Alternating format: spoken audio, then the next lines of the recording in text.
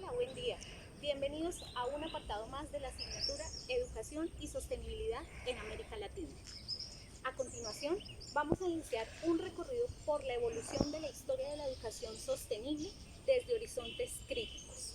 Para ello, nos van a acompañar tres estudiantes del programa de maestría en educación. Cordial saludo, mi nombre es Neisy Sánchez, yo soy docente, licenciada en educación especial, he trabajado en instituciones públicas y privadas, actualmente laboro para una congregación religiosa que presta sus servicios educativos a niñas, niños y adolescentes en condición de vulnerabilidad. Hola, mi nombre es Hugo Ernesto Cabeza Rivera, psicólogo de profesión con un diplomado en psicología clínica, actualmente estudiando la maestría en educación con la Corporación Universitaria Iberoamericana. Mi trabajo en la actualidad es con primera infancia, modalidad institucional del Instituto Colombiano de Bienestar Familiar en un centro de desarrollo infantil. Gracias. Mi nombre, Jenny Alexandra Monroy Marulanda, psicóloga, especialista en educación y orientación familiar. Llevo 20 años trabajando al servicio de la educación en Colombia. Actualmente resido en el departamento de Cundinamarca y trabajo en los municipios de Ricaurte y Girardot atendiendo casos particulares. Iniciamos nuestro recorrido. Para entrar en materia es necesario reconocer elementos históricos que han aportado significativamente en la educación de nuestros días. El ser sociales por naturaleza nos ha permitido compartir conocimientos de generación en generación y que por ende nos hayamos desarrollado como especie. En las civilizaciones más antiguas, la educación estaba destinada exclusivamente a las clases superiores. No tenía esa denominación escuela, estudiante, y se educaba a los sacerdotes, a los monarcas y a los guerreros de la época. En su gran mayoría, la educación era impartida por sacerdotes en los que mezclan a su vez temas religiosos, la educación impartida, privilegiada y vinculada a la élite social, que nació como para que se dedicara el tiempo libre y el aprendizaje de los contenidos de la época, como el arte, la historia, la filosofía, entre otros. En cambio, los hijos de los artesanos pues se educaban ya al oficio de sus padres. En la Edad Media se resalta una enseñanza impartida por la Iglesia. Se educaba a los más nobles y los plebeyos eran educados con lecciones morales. Es un periodo que todo giraba en torno a la Biblia, por tanto, junto a la preparación intelectual estaba lo religioso. Las escuelas eran los monasterios. Ya en el Renacimiento la educación ya no solo es administrada por la Iglesia, sino por profesores particulares y van haciendo el humanismo con grandes academias y centros de investigación. Siglo ya XVIII, gracias a los pensadores de la época, se da un giro a la percepción de la educación y se retira pues el clero del poder para concedérselo al Estado. Y esto ocurre en medio de la revolución industrial, con el fin de preparar a la ciudadanía para los retos de la época y pues también para fortalecer al Estado de la época. Ya en el siglo XIX la concepción de una escuela gratuita y obligatoria se fue extendiendo y de aquí pues se van creando las bases de la educación que conocemos en nuestros días. En ese entonces pues era una educación, pues la educación impartida repetitiva, el docente era el centro el centro de los procesos de enseñanza y aprendizaje.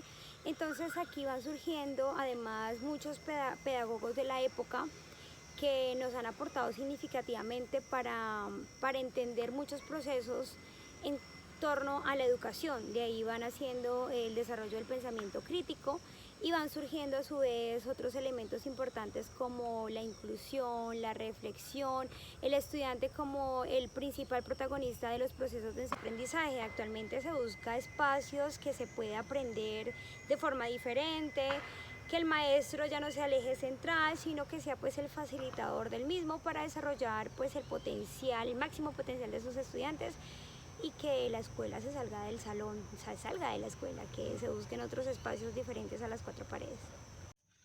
La investigación es una práctica humana y social situada histórica y culturalmente de carácter interdisciplinario.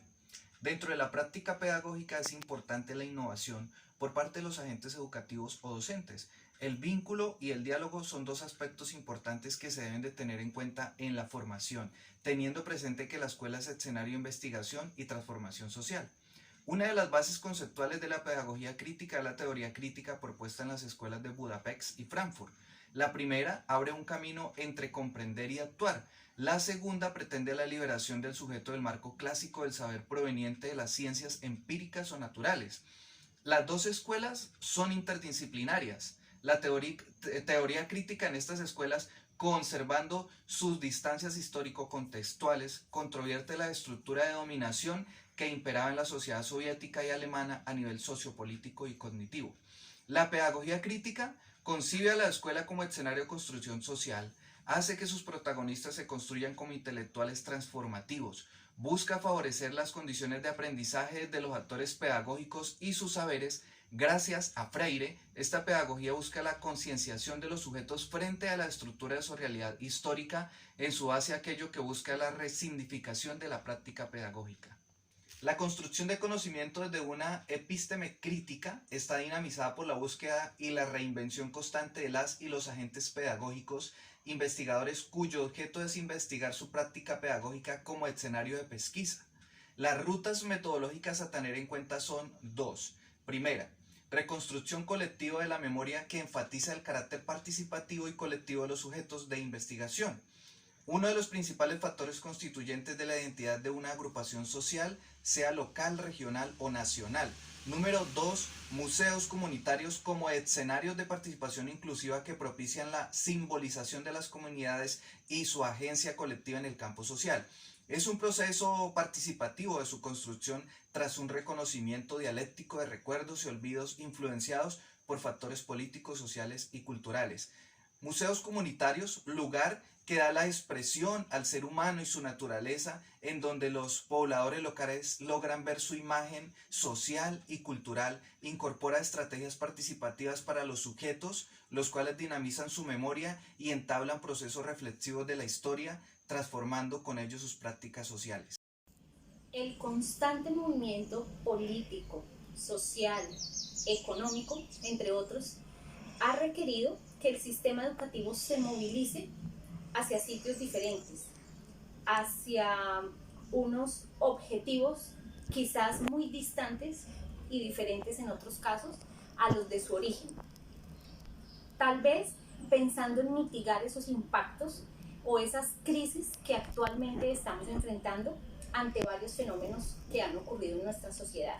Es por ello que actualmente requerimos aulas y sobre todo docentes que sean comprometidos con la formación de nuevas competencias y habilidades, que desarrollen, potencialicen y además favorezcan el pensamiento crítico, que se dediquen quizás no a impartir conocimientos, sino a compartir conocimientos, a compartir experiencias, a compartir actividades y escenarios ricos en cultura, en diversidad, en cuidado por el medio ambiente, en equidad y en un término que estamos muy acostumbrados actualmente a utilizar, a inclusión. Y por supuesto, el sentido de lo que significa una vida en comunidad. Necesitamos con urgencia desarrollar conciencia sobre la necesidad de trabajar unidos por un mundo mejor, un mundo en el que vivimos, pero en el que tenemos que pensar, hay otros que vienen tras de nosotros que merecen y necesitan vivir igual o mejor que nosotros en ese mismo mundo. Un mundo que ofrezca no solo mejores ambientes, sino buenas personas, capaces de liderar procesos, de respetar diferencias, de reflexionar sobre las necesidades propias y las ajenas. Y obviamente trabajar en equipo. Del yo, del otro y de lo otro. Necesitamos